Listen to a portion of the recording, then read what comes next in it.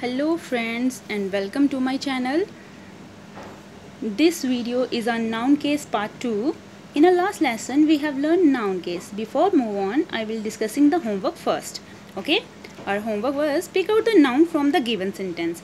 आपको कुछ sentences दिए गए थे जिसमें से आपको noun ढूंढना है. मीन्स कि जो आपको clues में दिए गए हैं, ब्रैकेट में दिए गए हैं, वो आपको ढूंढने थे.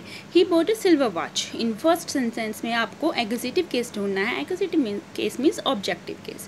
Here object is silver watch. The cat killed the mouse. Nominative case जिसे हम subjective case भी कहते हैं. यहाँ पे nominative case क्या है? The cat. Yes. Ram eats mango. Objective case जिसे हम एक्जिटिव केस कहते हैं. ऑब्जेक्ट ढूंढना है. Here object is yes mango. Ram gave Sita a mango. Indirect object means naming person. यहाँ पे पर्सन का नाम जो कि वर्ब के बाद दिया जाता है वो है Sita. A man gave books to the child. Direct object ढूंढना है. Yes here direct object is books which comes after verb. This was a homework. So students, in this video we will learn more about possessive case. So now let's move on to the third type of case, that is possessive case.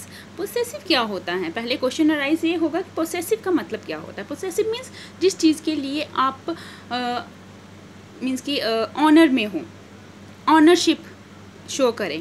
जैसे कि ये pen जो है मेरा है, तो इसकी honour कौन है? मैं हूँ. क्यों? क्योंकि मैं कह रही हूँ दिस इज़ माई पेन. तो इसका ऑनर कौन है? इसकी ऑनरशिप, अधिकार कौन व्यक्त कर रहा है इस पर? मैं कर रही हूँ. और इस पर किसका अधिकार है? मेरा अधिकार है इस पेन पे. तो ये पेन किसका है? मेरा है. मीन्स कि अपना ऑनरशिप व्यक्त करना किसी चीज़ पर. When a noun gives a sense of possession or indicate the honor of something, जब हम किसी चीज़ पे, नाउन थिंग पे अपना ऑनर, अपना हक बताते हैं तो उसे हम पोसेसिव केस कहते हैं.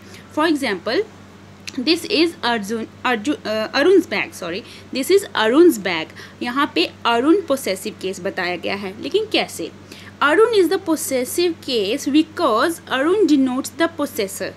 क्यों? क्योंकि अरुण क्या है? पोसेसर है या ऑनर ऑफ समथिंग, किसी चीज़ का क्या है? हकदार है. उसका किसी चीज़ पर हक है, इसलिए यहाँ पे अरुण को कहा गया है पोसेसिव केस. अब ये बैग जो है वो किसका है? अरुण का बैग है. ठीक है, इसीलिए हम इसे पोसेसिव केस कहते हैं. और पोसेसिव केस में क्या होता है कि हम एपोस्ट्रॉफी एस का यूज़ करते हैं. एपोस्ट्रॉफी एस का यूज़ करते हैं. ठीक है, जिसे हम पोसेसिव केस बनाने के लिए हेल्प करते हैं. Here Arun is the possessive case because Arun denote the possessor और ऑनर ऑफ समथिंग. कि अरुण जो है किसी चीज़ का ऑनर है, किसी चीज़ पे उसका हक है. तो वो कौन सी चीज़ है? बैग जो है वो ऐसी चीज़ है, नाउन थिंग है जिस पे कि अरुण का हक है. तो दिस इज़ अरुण's बैग. ये अरुण का बैग है. इससे हमें पता चल रहा है कि ये बैग किसका है, इस पर किसका अधिकार है? अरुण का अधिकार है. Next is way to find to object in the sentence. आपको सेंटेंस में किस तरह से ऑब्जेक्ट फाइंड करने हैं. जैसे कि हमने सब्जेक्टिव केस और ऑब्जेक्टिव केस में भी पढ़ा था कि जब हम सब्जेक्ट को ढूंढना होता है सेंटेंस में, तो हमें व्हाट और हु लगा के ढूंढना है. ऑब्जेक्ट को ढूंढने के लिए व्हाट, हु और हुम लगा के ढूंढना है. उसी तरह से पोसेसिव केस को ढूंढने के लिए हमें क्या करना है? खुद से क्वेश्चन करना है हुज लगा के. Whose bag is this. अगर हम ये पूछते हैं कि हुज बैग इज़ दिस, ये बैग किसका है? ठीक है, इस बैग पर किसका अधिकार है? तो हम बोलेंगे दिस इज़ अरुण's बैग. तो हमें अरुण's बैग, ये अरुण का बैग है जिसमें अरुण के साथ एपोस्ट्रॉफी एस का यूज़ किया गया है, जो कि पोसेसर दिखाता है. अरुण को क्या दिखाता है? ऑनर ऑफ समथिंग, किसी चीज़ का हकदार दिखाता है. Understand that? Hope you clear this point. Next is formation of possessive case. First is the noun is singular. The possessive case is formed by adding apostrophe to the noun. अगर आपके पास noun singular है तब आप क्या करोगे कि उसके साथ possessive case को बनाने के लिए apostrophe s का इस्तेमाल करोगे. Suppose आपके पास सेंटेंस है कि the king palace is big. King palace is big. Means कि राजा महल पैलेस महल ही होता है ना, राजा महल बड़ा है, राजा महल बड़ा है, हम ऐसा तो नहीं कहते सेंटेंस में, हम कहते हैं कि राजा का महल बड़ा है। जो एपोस्ट्रॉफी एस आप यूज़ करते हैं ना, ये कहता है कि का के की आवाज़ देता है कि ये राजा का महल है, हम ऐसा ही कहेंगे, ये राजा का महल है, ये राजा महल नहीं है, राजा का महल है। अब आपके पास जो नाउन है वो सिंगुलर है, किंग क्या है, एक राजा है, सिंगुलर है, तो आपको उसे पोसेसिव केस बनाने के लिए उसके साथ ऐड ऑन करना है एपोस्ट्रॉफी एस को, ठीक है। तब बनेगा सेंटेंस का मीनिंग क्या होगा, the king's palace is big, की राजा का महल बड़ा है। Understand that. Next is when the noun is plural, अगर आपके पास नाउन प्लूरल है, अगर आपके पास नाउन प्लूरल है तो उसका एंड जो है एस से हो रहा है, the possessive case is found by only an apostrophe, तब हम उसके साथ सिर्फ एपोस्ट्रॉफी का यूज़ करते हैं, ना कि एपोस्ट्रॉफी एस का, बल्कि उसके साथ सिर्फ एपोस्ट्रॉफी का यूज़ करते हैं। कब, जब हमारे पास नाउन प्लूरल दिया गया है। फॉर एग्जाम्पल बॉयज़ स्कूल, यहाँ पे बॉयज़ हैं, बॉयज़ क्या हैं, ज़्यादा लड़के, बॉय होता तो मीन्स की सिंगल नाउन, तो बॉयज़ हैं तो उसके साथ एस लगा हुआ है, तो इसका मीन्स कि ज़्यादा लड़के, तो जिसके साथ हम क्या लगाएंगे कि इसका नाउन का एंड एस से हो रहा है, तो इसके साथ हम एस के बाद सिर्फ एपोस्ट्रॉफी का यूज़ करेंगे। Next is the uniforms of nurses, यहाँ पे नर्सिस की यूनिफॉर्म, जब हम इसे देखेंगे कि यहाँ पे किसकी यूनिफॉर्म है, यूनिफॉर्म ऑफ नर्सिस। अब नर्सिस मीन्स कि ज़्यादा नर्सिस हैं, एक नर्स नहीं है, सिंगुलर में नहीं है, प्लूरल में है, और उसका एंड भी किससे हो रहा है, एस से हो रहा है, तो हमें क्या करना है पोसेसिव केस बनाने के लिए, उसके साथ नर्सिस के साथ एपोस्ट्रॉफी का यूज़ करना है, ना कि एपोस्ट्रॉफी एस का use. Okay, hope you clear this point. Next one is when the noun is plural, अगर आपके पास नाउन प्लूरल है and do not end in S, noun तो आपके पास प्लूरल है लेकिन एंड उसका एस से नहीं होता है, then we use apostrophe S, तब हम उसके साथ एपोस्ट्रॉफी एस का यूज़ करते हैं। पहले हमें ऊपर वाले हमने पॉइंट में पढ़ा था कि अगर आपके पास प्लूरल नाउन प्लूरल है लेकिन उसका एंड एस से हो रहा है, तब हम उसके साथ सिर्फ एपोस्ट्रॉफी का यूज़ करते हैं। अब इस पॉइंट में है कि नाउन तो आपके पास प्लूरल ही है लेकिन उसका एंड जो है एस से नहीं हो रहा है, ठीक है, उसके साथ हम एपोस्ट्रॉफी एस का यूज़ करेंगे। कैसे, अब ये कैसे नाउन होते हैं कि जिसके साथ एस नहीं लगा होता लेकिन फिर भी प्लूरल होते हैं। द क्लब फॉर वीमेन, यहाँ पे है वीमेन, WOMEN, वीमेन मीन्स ज़्यादा औरतें, अगर यहाँ पे होता WOMAN तो मीन्स कि वो होता एक औरत, यहाँ पे वीमेन है तो मीन्स कि ये ज़्यादा औरतें हैं, एस नहीं लगा है लेकिन स्पेलिंग क्या है, विमेन, विमेन मीन्स कि ज़्यादा औरतें, तो ये ज़्यादा औरतें हैं तो ये प्लूरल में है, विदाउट यूज़ ऑफ एस तो ये प्लूरल में है, तो नाउन प्लूरल में है तो उसके साथ एपोस्ट्रॉफी एस का एपोस्ट्रॉफी एस लगेगा, वीमेंस क्लब, औरतों का क्लब, ठीक है।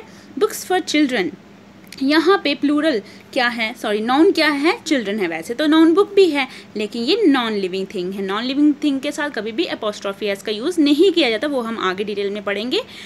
This is noun, children is noun, तो यहाँ पे चिल्ड्रन क्या है, प्लूरल है, चाइल्ड होता है एक बच्चा और चिल्ड्रन होते हैं ज़्यादा बच्चे, तो ज़्यादा बच्चे है, प्लूरल है, तो इसके साथ क्या लगेगा, चिल्ड्रंस बुक, बच्चों की किताबें।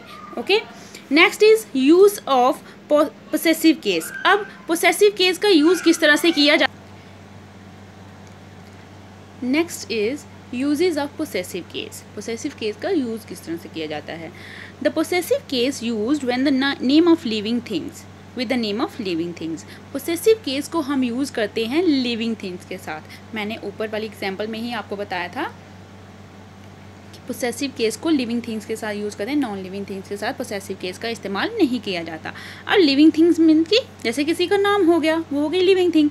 The Ram's book, here book is also noun and Ram is noun, लेकिन बुक क्या है, नॉन लिविंग थिंग है जिसके साथ हम पोसेसिव केस का यूज़ नहीं करेंगे, तो यहाँ पे लिविंग थिंग क्या है, राम, किसी का नाम है, तो उसके साथ हम पोसेसिव केस का यूज़ करेंगे, मीन्स कि अपोस्ट्रॉफी एस, पोसेसिव केस का मतलब होता है अपोस्ट्रॉफी एस का यूज़ करना, तो वो यूज़ करेंगे हम लिविंग थिंग के साथ। Next is we do not use apostrophe with non living object, कोई भी नॉन लिविंग थिंग या ऑब्जेक्ट हो उसके साथ हम अपोस्ट्रॉफी एस का यूज़ नहीं करते।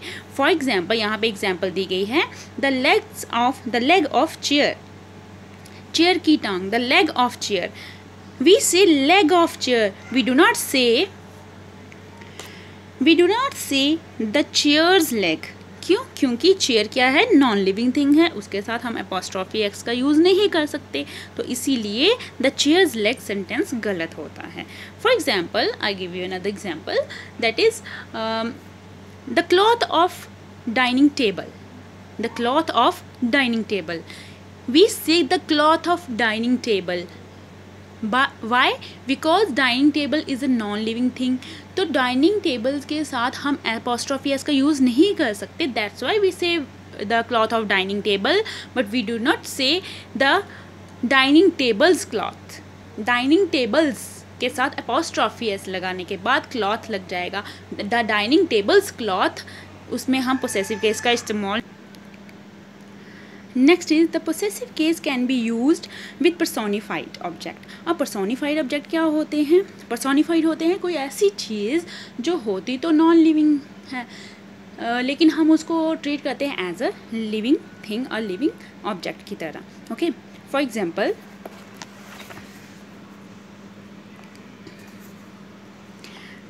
देखिए, at time we may personify an object and treat it as a living being.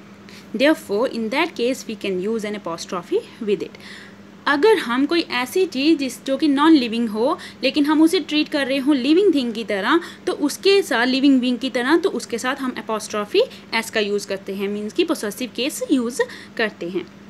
For example India state, India के साथ apostrophe लगाया गया है, इंडिया स्टेट. नेचर्स लॉ, कुदरत का कानून, नेचर्स लॉ, क्योंकि नेचर्स में देखिए जैसे सन, मून, वाटर, एयर, कितना कुछ आता है, ये चीज़ें मोशन में रहती हैं, तो जिससे कि हम इससे कुछ लेते हैं, इसको देते हैं, तो इसलिए क्या होते हैं कि ये मीन्स कि लिविंग बीइंग की तरह हम इनके साथ ट्रीट करते हैं. That's why we use possessive case in the personified object के साथ. Next is we use apostrophe with noun. हम जो है एपोस्ट्रॉफी का यूज़ करते हैं with noun denoting space, time and weight. जिसमें टाइम, स्पेस और वेट बताया जाए, उसके साथ हम एपोस्ट्रॉफी एस का यूज़ करते हैं. और मीटर्स लेंथ मीन्स कि मीटर्स की लेंथ, 1 मीटर की लेंथ, हो गया 1 मीटर की लेंथ. और मंथ्स हॉलीडे, 1 महीने की छुट्टियाँ. Okay, next is when two nouns are closely connected. When two nouns are closely connected, the possessive case apostrophe is put to the next noun or letter. अगर आपके पास कोई दो noun हैं, जो कि आपस में कनेक्ट हो, उनका आपस में मेल हो, तो मीन्स कि वो पोसेसिव केस हम उसमें यूज़ करते हैं. लेकिन किसके साथ? नेक्स्ट नाउन के साथ. Suppose for example Ram and Shyam's car. यहाँ पे राम एंड श्याम्स कार, मैंने यहाँ पे श्याम के साथ एपोस्ट्रॉफी का यूज़ किया है. क्यों? क्योंकि ये दूसरा नाउन है. एक noun, first noun is Ram and second noun is Shyam. यहाँ पे कहा गया है अगर आपके पास दो नाउन हैं जो आपस में कनेक्टेड हैं. अब बताइए कि यहाँ पे राम एंड श्याम आपस में कनेक्टेड कैसे हैं? देखिए, यहाँ पे कार है, एक कार, ये एक कार है जो राम की भी है और श्याम की भी है, तो इसीलिए दोनों आपस में क्या है? रिलेशन में है, जिसे हम जॉइंट पोसेशन भी कहते हैं. इसीलिए हम उसके साथ नेक्स्ट जो नाउन होता है उसके साथ एपोस्ट्रॉफी एस का यूज़ करते हैं. तो सेंटेंस का मीनिंग क्या बनता है? Ram and Shyam's car, means कि राम और श्याम की कार. श्याम के साथ हम का, के, की का यूज़ करें, राम और श्याम की कार, तो इसलिए दोनों आपस में कनेक्टेड हैं, जिसमें एक जॉइंट पोसेशन है, जिसमें हम नेक्स्ट नाउन के साथ एपोस्ट्रॉफी एस का यूज़ करते हैं. Next is when two nouns are connected closely, not connected closely, the possessive is put to the each noun. अगर आपस में दो नाउन कनेक्टेड ना हो तो हम उसमें हर एक नाउन के साथ एपोस्ट्रॉफी एस का इस्तेमाल करेंगे. Let's explain with example. Rohan's and Sohan's car. अब मैंने फर्स्ट नाउन रोहन्स के साथ भी एपोस्ट्रॉफी एस का यूज़ किया है और सोहन के साथ भी एपोस्ट्रॉफी एस का यूज़ किया है. लेकिन क्यों? क्योंकि यहाँ पे ऑब्जेक्ट क्या है? कार्स हैं. सिंगल, एक कार नहीं, कार्स, दो कार हैं. एक कार रोहन की है और एक कार सोहन की है. मीन्स कि दोनों की अपनी अपनी कार है और ये दोनों आपस में कनेक्ट नहीं करते, इनका कोई रिलेशन नहीं है, क्योंकि दोनों की अपनी अपनी अपने पास अपनी अपनी कार है। तो इसीलिए इसे सेपरेट पोसेशन कहा जाता है, जिसमें कि मैंने दोनों नाउन के साथ क्या किया है, एपोस्ट्रॉफी एस का यूज़ किया है। जिसमें कि क्लोजली कनेक्टेड हो, जॉइंट पोसेशन हो, उसमें हम सेकंड नाउन के साथ एपोस्ट्रॉफी एस का यूज़ करते हैं। जिसमें कोई भी कनेक्शन ना हो, सेपरेट पोसेशन हो, उसमें हम दोनों सब नाउन के साथ एपोस्ट्रॉफी एस का यूज़ करते हैं। Okay student, that's all for today.